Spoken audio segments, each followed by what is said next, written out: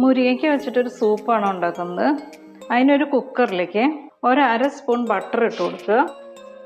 അതിലേക്ക് ഒരു 1/4 സ്പൂൺ വെളുത്തുള്ളി അരിഞ്ഞത്, 1/4 സ്പൂൺ ഇഞ്ചി അരിഞ്ഞത്, ഒരു സബോളയുടെ പകുതി, 2 മുരിങ്ങയ്ക്ക അരിഞ്ഞത്.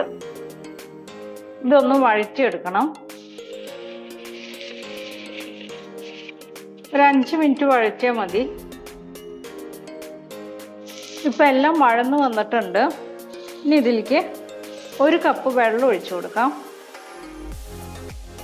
ആവശ്യത്തിന് ഉപ്പിട്ട് കൊടുക്കാം. ബട്ടറിൽ ഉപ്പുള്ളതാണെങ്കിൽ നോക്കിയിട്ട് ഇടണം. ഇനി കുക്കർ അടച്ചു വെച്ച് 3 വിസിൽ വരുത്തുക. ഇപ്പം മുരിങ്ങയ്ക്കും സബോളയൊക്കെ നല്ലോണം വെന്തിട്ടുണ്ട്. ഞാൻ ഇതിലേക്ക് 1/2 കപ്പ് തേങ്ങാപ്പാൽ ചേർക്കുന്നുണ്ട്. തേങ്ങാപ്പാൽ ഇല്ലെങ്കിൽ പശുവും പാൽ ചേർക്കാം. ഇനി പാലൊന്നും ചേർക്കണ്ട, പ്ലെയിൻ സൂപ്പ് മതിയെങ്കിൽ പാൽ ഒഴിവാക്കിയിട്ട് ബാക്കി ചെയ്ത് വെച്ചാൽ മതി. ഇതൊന്ന് മിക്സ് ചെയ്യാം. ഇനി ഇത് ചൂടാറിക്കഴിഞ്ഞിട്ട് മിക്സിയിലൊന്ന് അരിച്ചെടുക്കണം. വേവിച്ച സാധനങ്ങൾ മിക്സിയിൽ അരിച്ചെടുത്തിട്ടുണ്ട്. ഇനി ഇതൊന്ന് ചൂടാക്കാം പതുക്കെ. ഇപ്പോൾ സൂപ്പ് ചൂടായി വന്നിട്ടുണ്ട്.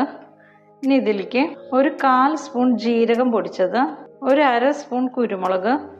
ഇനി ഇതൊന്ന് മിക്സ് ചെയ്യാം.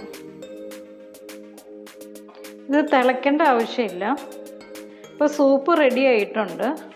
ഇതിന് ഈ കൺസിസ്റ്റൻസിയാണ് ഉള്ളത്.